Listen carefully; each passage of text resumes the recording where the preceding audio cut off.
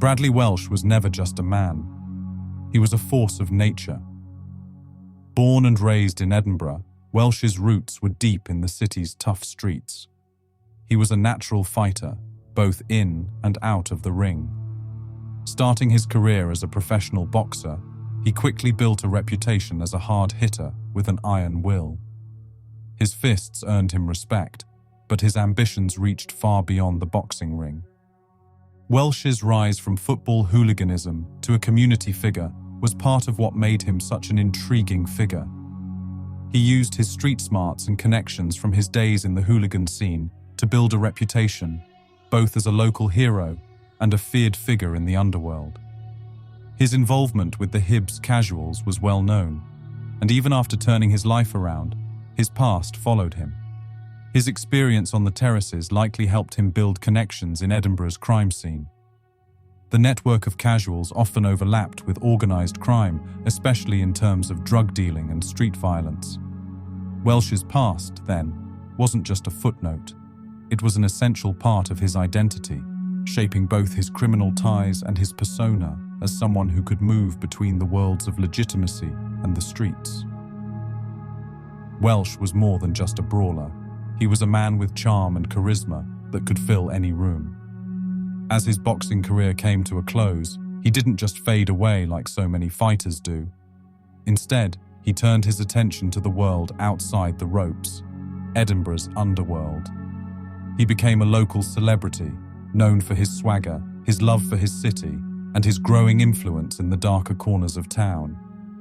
He was seen as a man of the people. Welsh became heavily involved in community projects, using his tough guy persona to motivate kids to stay away from crime. He ran a boxing gym, gave back to the youth, and talked passionately about changing lives. But, behind the scenes, Bradley Welsh was more than just a community hero. He had deep connections to the city's criminal elite. From his days as a streetwise boxer, he had rubbed shoulders with some of Scotland's most notorious gangsters. The public saw a man who stood tall for Edinburgh, who loved his people, and who wanted to make a difference. But in the criminal world, Welsh was respected for a different reason. He had earned his stripes as a businessman, running clubs and building up influence in Edinburgh's shady circles. His name carried weight, and people knew he wasn't a man to cross lightly. Bradley Welsh wasn't just a former boxer turned community man. He was someone who had the respect of both the streets and the clubs. He played both worlds effortlessly, but that rise to power would eventually put a target on his back. This was a man who, whether fighting in the ring or running with the big boys, was always pushing for more, always looking to be the king of his city. And for a time, he was.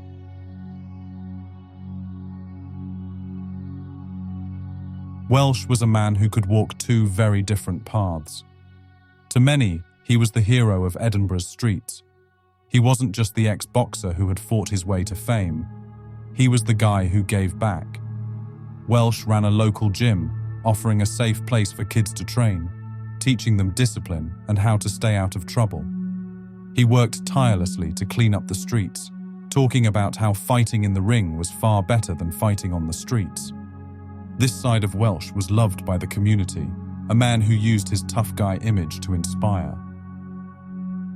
But behind that public persona lay another world, a world only a few really knew about.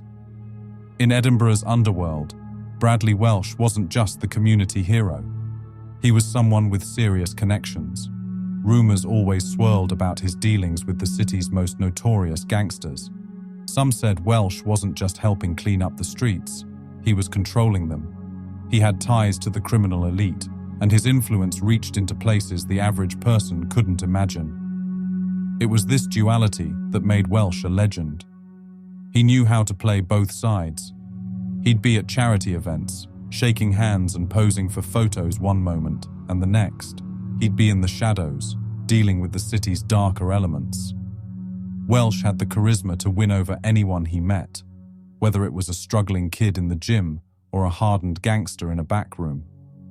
People whispered about how he could mediate disputes between rival gangs, using his respect and connections to keep the peace in Edinburgh's criminal world. He wasn't just involved, he had power. That ability to straddle both worlds made him a unique figure, loved and feared at the same time. Was Bradley Welsh the man who wanted to help the city, or was he a kingpin operating from behind a respectable facade? Maybe he was both. His two faces made him one of the most fascinating and dangerous men Edinburgh had ever known.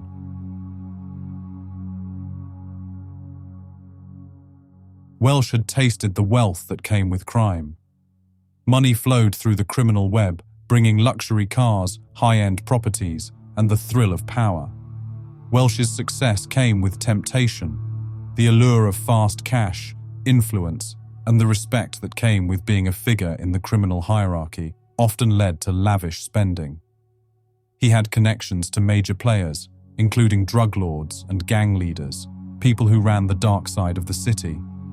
Through these connections, Welsh enjoyed a lifestyle few could imagine: expensive homes, designer clothes, and a reputation that opened doors. But with this wealth came incredible risks. The world of organized crime was unpredictable, alliances were fragile, and enemies were everywhere. Rivalries between gangs could turn deadly over the smallest disagreements, and Welsh was no stranger to the danger. He knew that even with all the wealth and respect he had gained, one wrong move could bring it all crashing down. Despite the risks, the temptations were too strong to ignore.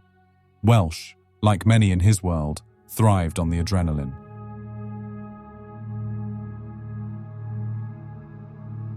Bradley Welsh was no stranger to the pressures of the criminal world.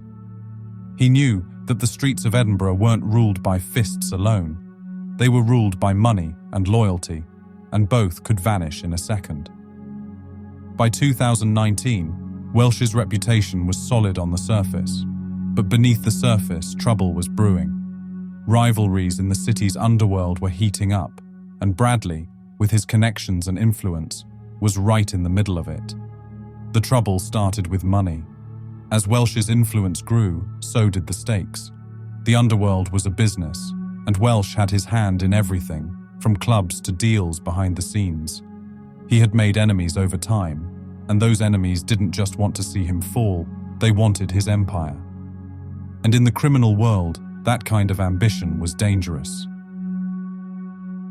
Welsh's rise made him a target for those who envied his power and craved a slice of the money he controlled. As powerful as he was, Bradley was not invincible. Tensions were rising between rival gangs in the months leading up to Welsh's murder. Welsh was seen as a man with the connections to smooth things over, but not everyone trusted his power. Some believed he was using his position to benefit himself while keeping others in line. Rumors began to spread about Welsh's alliances, and in the world of crime, rumors were just as dangerous as bullets. There were whispers of betrayal, deals gone wrong, and debts unpaid. The question of loyalty became a ticking time bomb. One name that surfaced in these tensions was Sean Orman, a man with a reputation for violence and a thirst for power. Orman wasn't just another gangster. He was someone willing to do whatever it took to rise to the top. In the shadows of Edinburgh's criminal world, deals were made. And Orman found himself at the center of one that would change everything. It said that Welsh's influence was seen as a roadblock to others in the city. He was the one person too powerful to ignore, and that made him a threat. Then there was the money. Some said Welsh had been sitting on a large amount of cash that others wanted. Whether it was linked to deals Welsh had made or a part of a deeper rivalry, money was always at the heart of these tensions. People close to Welsh began to turn on him, no longer seeing him as the community hero, but as a man in their way. This was no longer about respect. It was about survival. In the world Bradley lived in, if you were in the way, you were a problem to be removed. Betrayal was inevitable. The hit was planned with chilling precision.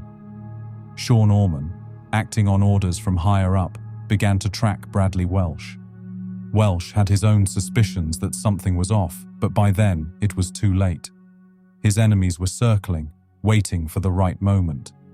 The hit wasn't just about taking out a man, it was about making a statement. Bradley Welsh had played both sides of the fence for too long, and now someone wanted him out of the game for good. The night of the murder didn't come out of nowhere.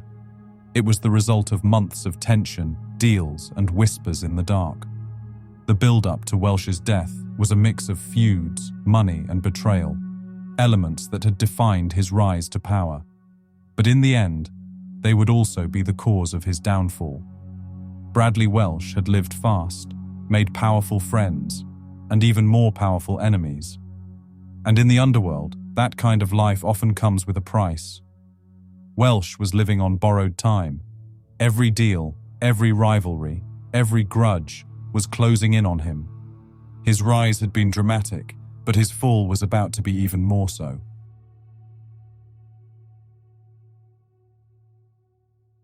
April 17th, 2019. It was a calm, quiet evening in Edinburgh, a night like any other. But for Bradley Welsh, this was no ordinary night. It was the night everything would change. As Welsh made his way toward his home on Chester Street, there was no indication of the danger lurking in the shadows. Sean Orman, the hired hitman, had been watching him, waiting for the perfect moment to strike. Welsh had no idea that his life was about to come to a brutal end. Orman was no stranger to violence.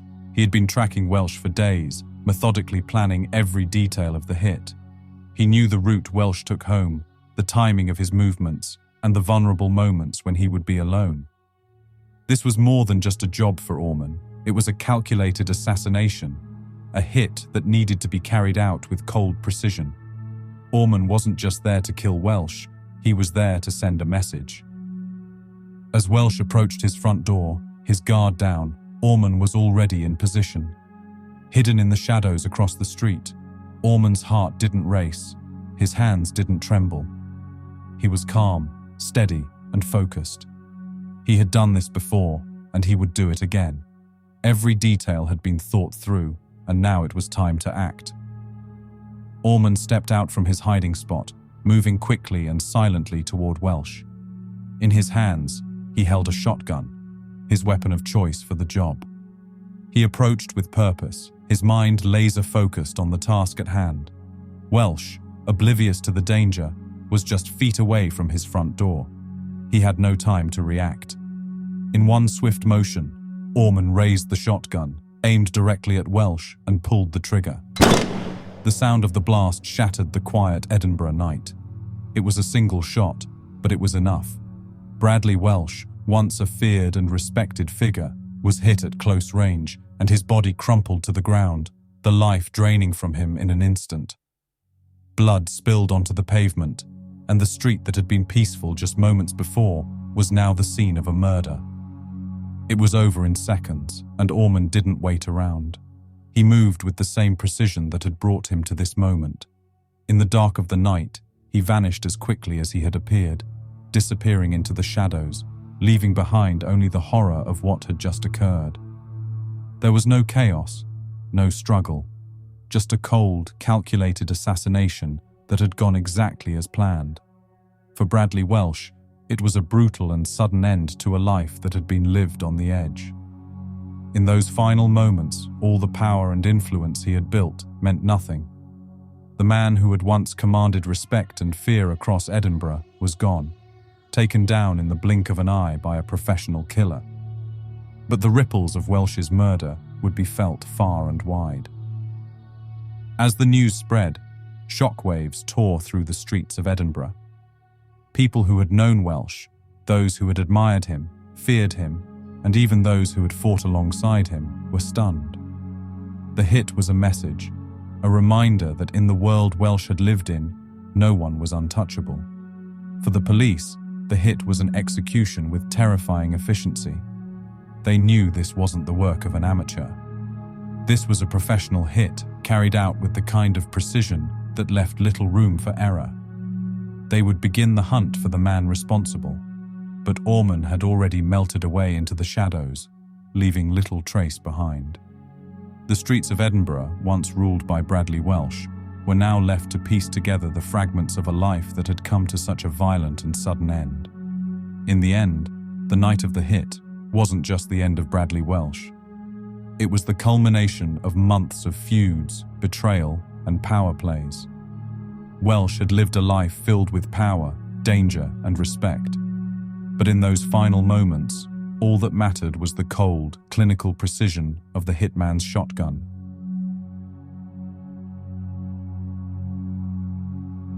As the city buzzed with the news of Bradley Welsh's murder, Sean Orman was already on the run. Orman was a man who knew how to disappear. He had planned his escape well in advance.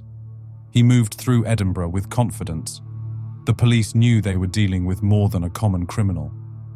They were up against someone who had mastered the art of evasion. Orman wasn't just running. He was slipping between the cracks of Edinburgh's underworld, utilizing safe houses, switching vehicles, and relying on a network that stretched beyond the city's borders. He was connected to a world where loyalty meant survival, and favors were traded.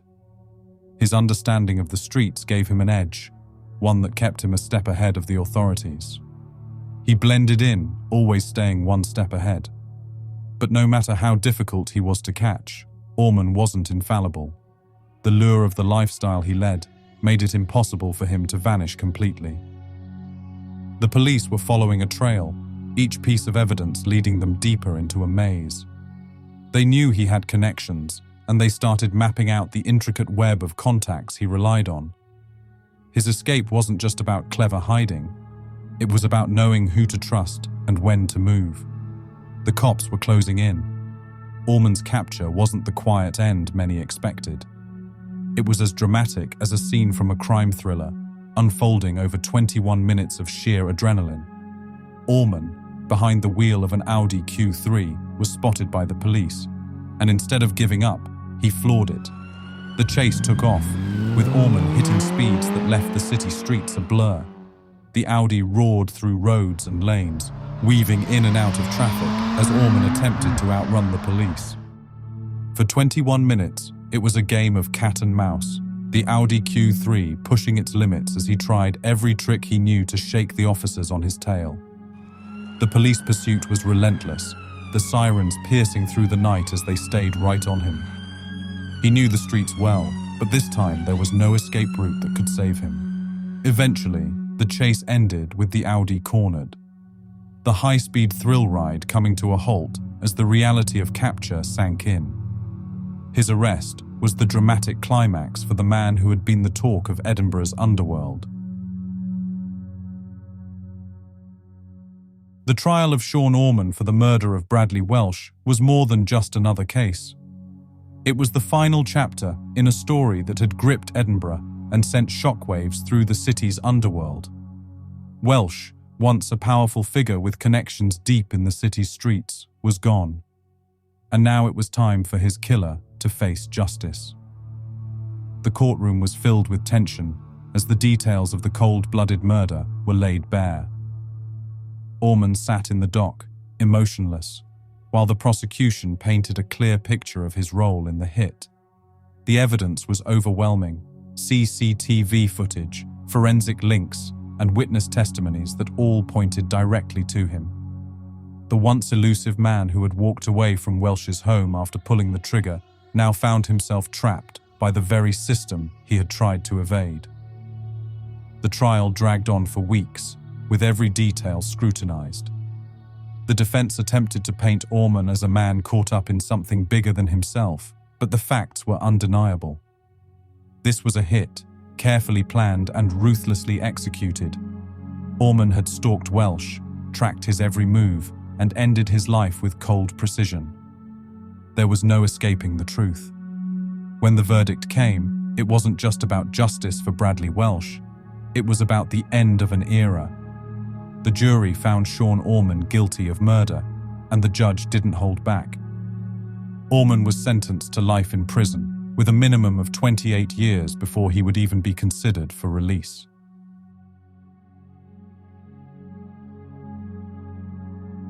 As the sentence was read, the room stayed silent. It wasn't relief that filled the air, but a heavy, uneasy calm. There was no victory here, just the cold reality of the life Bradley Welsh had chosen to lead. He was a man who had played the game at the highest stakes, walking the line between respect and fear. Now, with his absence, the streets of Edinburgh felt different, like a chapter had closed on an era that was both thrilling and dangerous. Welsh had lived larger than life. He had been a kingpin, a man who held sway over his city, navigating the underworld with the same finesse he used to charm the community. But every game comes to an end, and this one ended in a way that left a void no one could fill. He had defied the rules, lived by his own code, and paid the ultimate price. His murder marked the end of an era. Sean Orman was locked away, but there was no feeling of balance restored. Edinburgh had lost a character, a legend who lived fast and fell hard. And as the city moved on, a quiet void settled in. For those who knew him, in the criminal world and beyond, his death was a stark reminder of how quickly the game can change.